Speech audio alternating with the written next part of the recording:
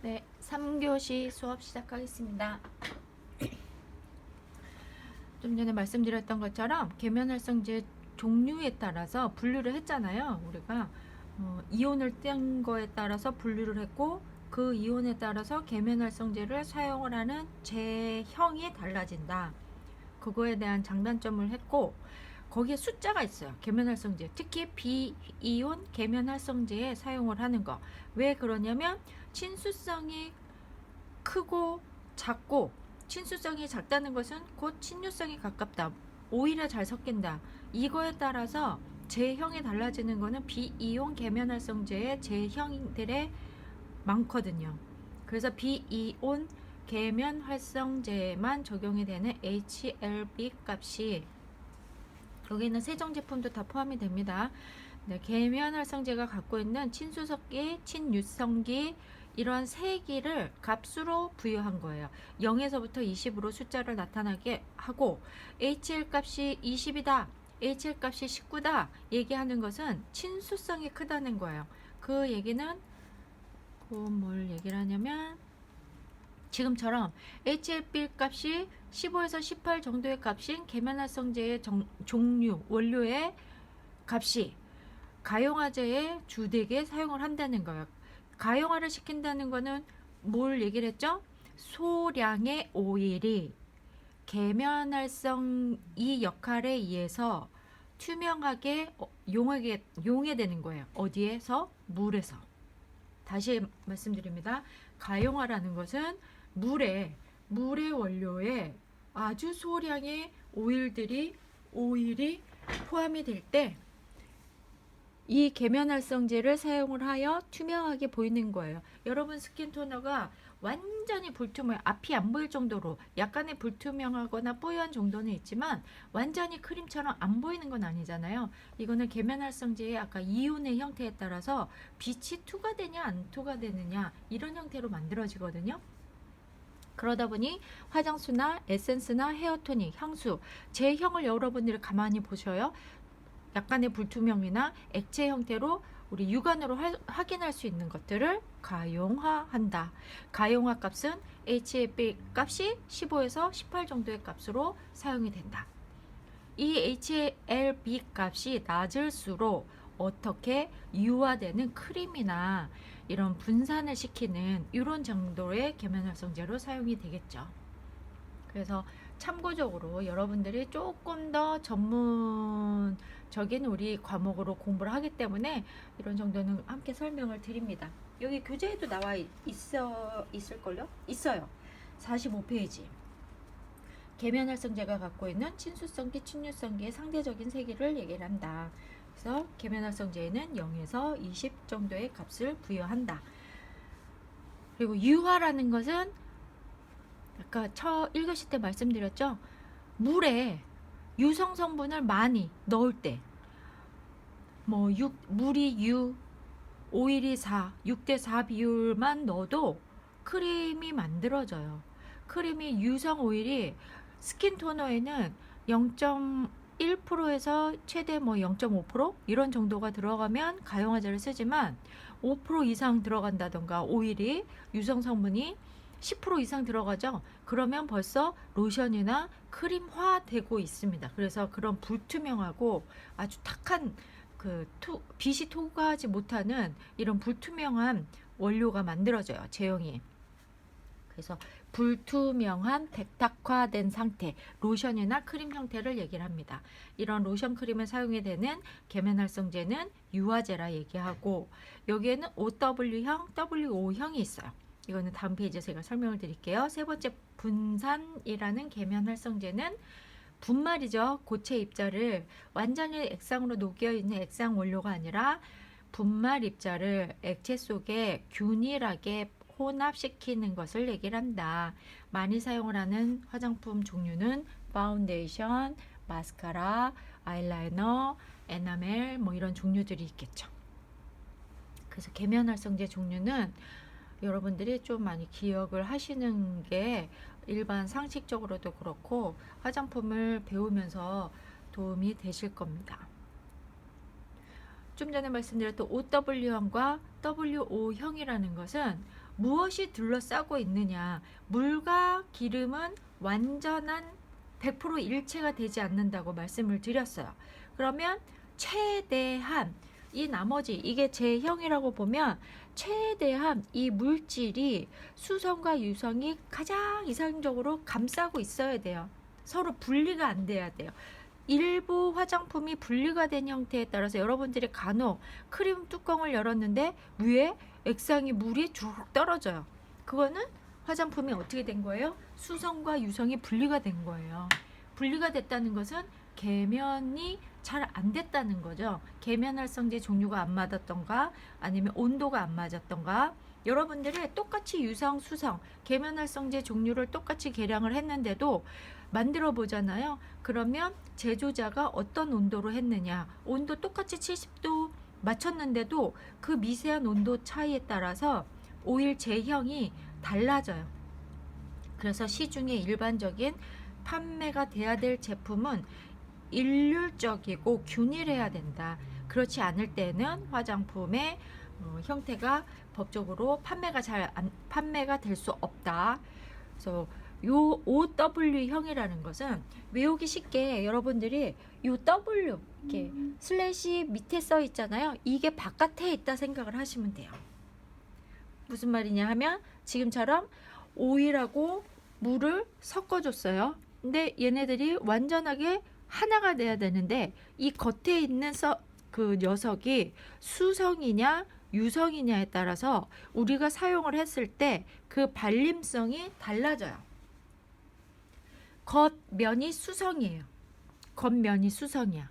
그것을 바탕이 워터다 해서 슬래시가 밑에 있는 것이 슬래시 바깥쪽에 있는 것이 그 제형의 형질이다. 성질이다.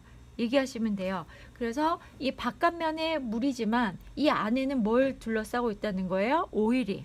그래서 표면이 물성이라는 것은 여러분들이 상상해 보세요. 물이 좀 산뜻한 느낌이 드나요? 오일이 산뜻한 느낌이 드나요? 물이 아무래도 산뜻한 느낌이 들죠.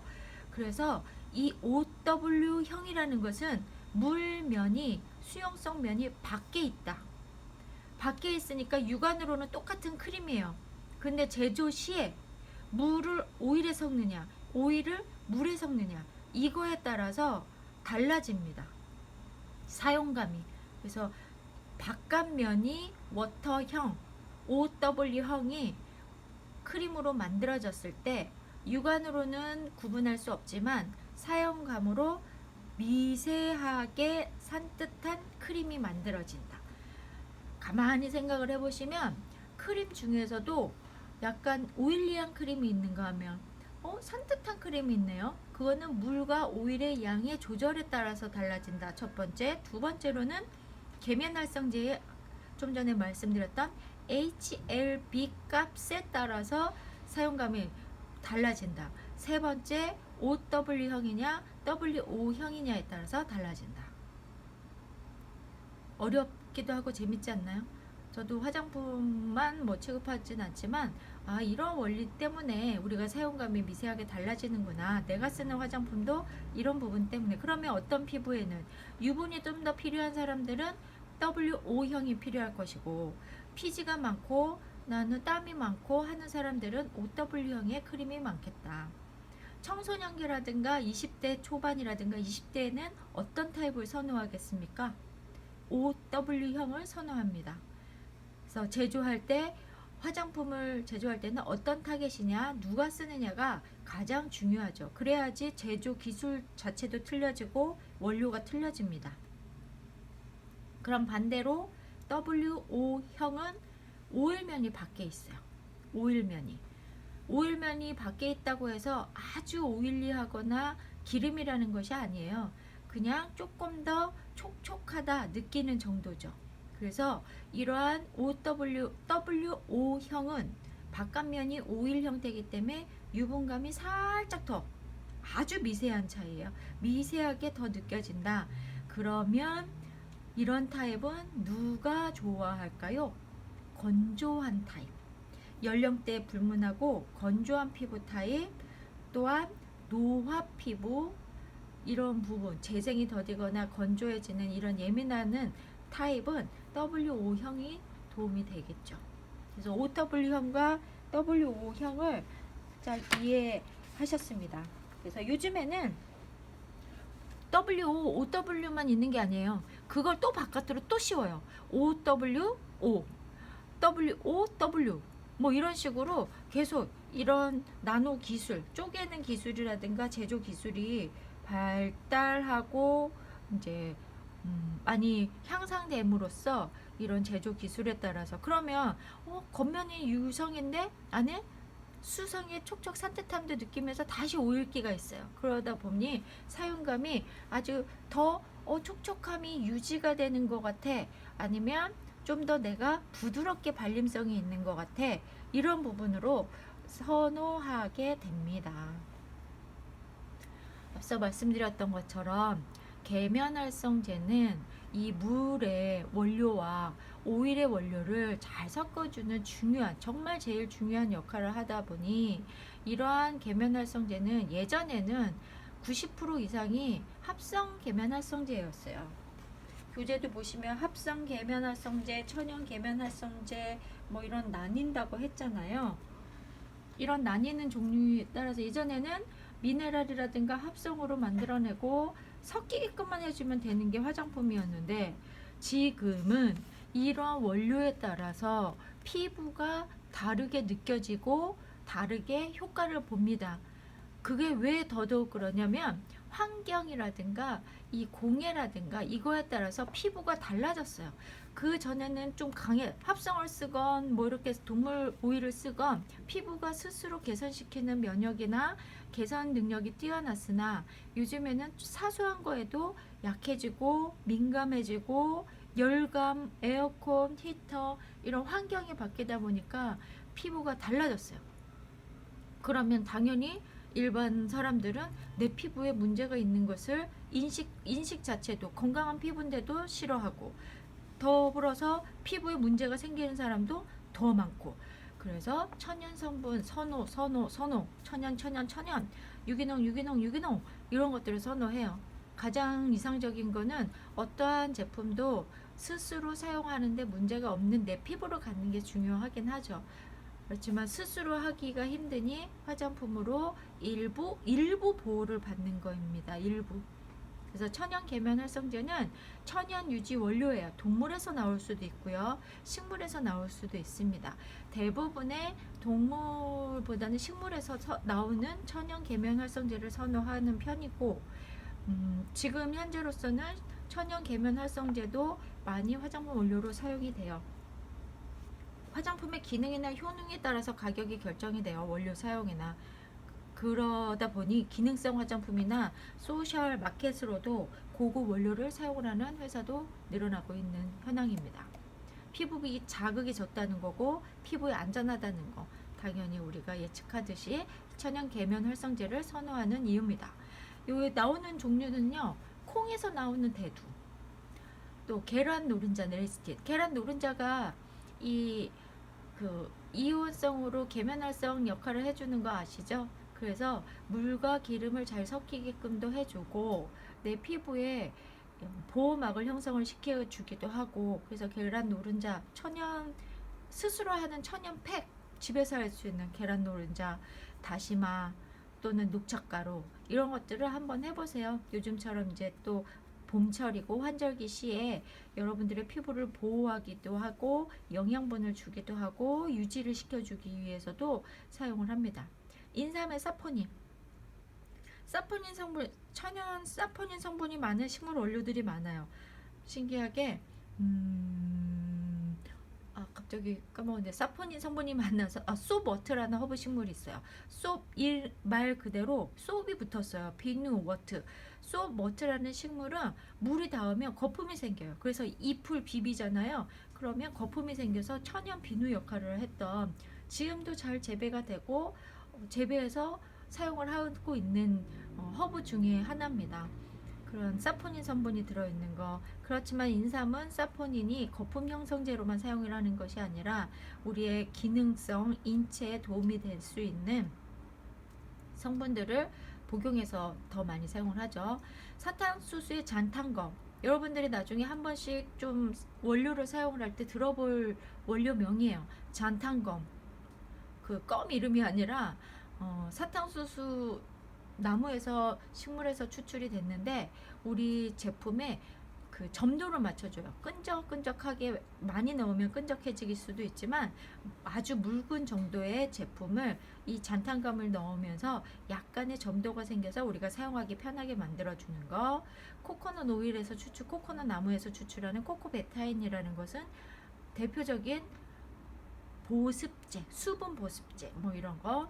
이머시파인 같은 경우에는 벌집이나 이런 비즈왁스, 왁스 타입으로 그 벌집 통해서도 이 벌집 그 밖에 있는 왁스를 긁어내면 천연의 밀랍 왁스, 비즈왁스, 여러분들이 사용을 하고 있는 립밤 있죠, 바디밤, 여기에 가장 많이 사용을 합니다. 그리고 화장품 크림에도 사용을 하는 게 비즈왁스, 이머시파잉 왁스.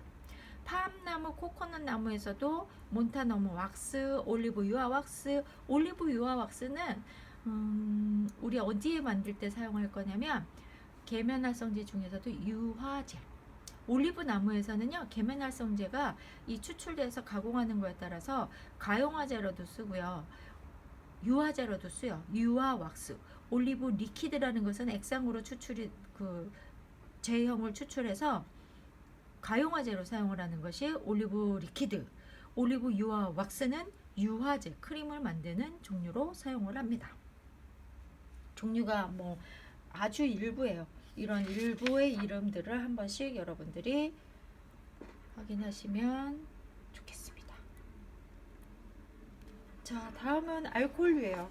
교재 페이지로는 50페이지. 알코올은 우리가 에탄올, 메탄올 이렇게 얘기를 하잖아요. 화장품에 사용을 하는 것은 에탄올이고요. 에틸알코올이라고도 하고요. 일가라는 것은 알코올에 이제 탄소수가 붙잖아요. 탄소수가 붙은데 이 OH기, 수상기가 하나 붙은 것을 일가라고 그래요. 이 OH가 뭐 5개, 6개 이렇게 붙는 것을 다가 알코올 아니면 고급 알코올 이렇게 얘기를 합니다. 그래서 여러분들의 이 분자 구조에서 탄화수소의 그 수상기가 몇 개가 붙어 있느냐에 따라서 저급이냐 고급, 이게 품질이 나쁘다 좋다가 아니라 그 수상기가 붙었다는 것은 그 하이드로필릭 수용성에 더 친수가 있는 거예요. 에탄올은 물에도 녹고 오일에도 녹기도 하잖아요. 주로 그 수용성 성분에 많이 넣고요. 화장품 원료에도 사용을 하고 소독제로도 사용을 하는데 지금 같이 코로나 바이러스가 확산이 될 때는 소독 항균 작용이 최대 필요한 부분이에요. 그래서 지금 현재 전국에 화장품 원료에서 알코올 구하기가 너무 힘들어요. 그리고 알코올 가격도 막 2배로 올랐어요. 이 알코올이 100% 알코올이라는 것은 여러분들이 소독 효과 하면 알코올만 쓰는 게 아니에요. 99.9%, 100% 알코올이라 해서 소독 효과가 더 뛰어나겠네? 이게 아니죠. 알코올의 분자가 이 물의 분자와 합쳐졌을 때 소독력이 가장 뛰어나게 되는데 그게 최대 70% 알코올과 30% 정제수, 한 22%의 22%에서 28% 정도의 정제수, 물 성분이 들어간다는 거예요. 나머지 알코올이 들어갔을 때 이 표면 장벽에 붙었다가 균을 가지고 휘발이 되는 정도가 살균력이 가장 뛰어난 거예요. 상식적으로 알고 있으면 좋겠죠. 그래서 여러분들이 약국에서 파는 소독력 알코올은 70% 또는 72%, 뭐 75% 이 정도로 알코올이 희석이 돼 있어요. 정제수로. 그것을 쓰셔야 돼요. 살균력 강하게, 소독 효과 빠르게 할 거야. 이거를 100% 알코올로 쓴다는 게 아닙니다. 여러분들이 실험실에서 쓰고 있는 알코올도 소독용 알코올로 희석을 시키죠. 30% 물을 섞어요. 정제수를 섞어서 우리가 분사해서 사용을 합니다. 우리가 실습할 때도 항상 소독이라든가 위생에 주의를 유해야 됩니다. 또한 60% 이상 함유, 막 제품에 우리 화장품을 만드는데 알코올을 막 50%, 60% 넣는 화장품이 있다. 이거는 뭐 향수 이런 거 외에는 있을 수가 없죠. 그러면 만들어질 수는 있겠다. 만들어질 수는 있으나 대신 단점은 뭐예요? 피부 자극이 돼요. 건조함을 유발시키고. 그래서 알코올 사용에는 주의를 유효해야 된다. 안 그래도 건조하고 수분도나 유분이 적은 사람들이 알코올을 자주 사용을 하면 수분도가 날아가고 유수분이 날아가기 때문에 건조함을 유발합니다. 최근 들어서 손소독제라든가 이런 손소독제도 70% 알코올이 섞여 있기 때문에 손소독제나 분사하는 젤 형태를 많이 사용을 하다 보면 손이 아주 건조해져요. 그래서 요즘에는 손 핸드 관리, 핸드크림이나 이런 부분을 필수적으로 같이 사용을 하셔야지 피부 보호에 도움을 받을 수가 있습니다. 40% 이하로 함유했을 때 화장품에 사용을 하는데 40%도 많아요. 일부 스킨 토너에 대부분 여러분들이 상쾌함을 느끼거나 이런 정도가 5% 정도? 10% 정도? 최대 10% 이런 정도를 넣어요. 남성분들은 피지 분비가 많잖아요. 그래서 피지 분비가 많은 남성 피부 정도가 5%에서 10% 정도, 최대 한 2, 3%만 넣어도 프레쉬하고 청량감이 드는 화장품이 만들어지는데 너무 많이 넣으면 피부 건조함을 유발시킨다. 그래서 여러분들이 잘 참고하시고 피부 점막에 닿을 때는 좀 지금처럼 40% 이하 정도로 알코올 함유가 돼야 된다. 장단점이 있어요. 알코올을 많이 넣거나 적게 넣거나 알코올을 넣는 거에 따라서 화장품의 품질에 장단점이 있을 수 있다. 화장품에 사용이 되는 에탄올, 우리가 화장품 원료명에 에탄올 이렇게 치면 아주 수십 종의 원료명이 나와요. 그거는 에탄올에 첨가를 해요.